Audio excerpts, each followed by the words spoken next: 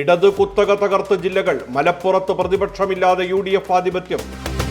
കേരളത്തിൽ UDFന് വിശ്വസിച്ച ജനങ്ങൾക്ക് അഭിവാദ്യം. നിയമസഭാ തെരഞ്ഞെടുപ്പിലേക്കുള്ള ചൂണ്ടുപലകയാണിതെന്ന് രാഹുൽ ഗാന്ധി. തിരുവനന്തപുരം മേയർ ചർച്ചകളിലേക്ക് BJP.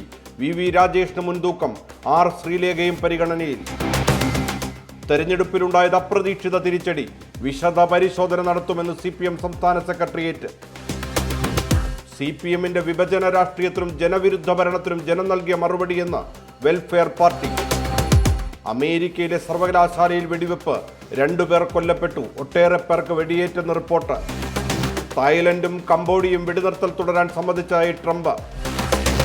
US-ൽ നിന്ന് സമ്മർദ്ദമുണ്ടായിട്ടും റഷ്യയിൽ നിന്നുള്ള എണ്ണ ഇറക്കുമതി നിർത്താതെ ഇന്ത്യ. നവംബറിൽ ഇറക്കുമതി 4% വർദ്ധിച്ചു.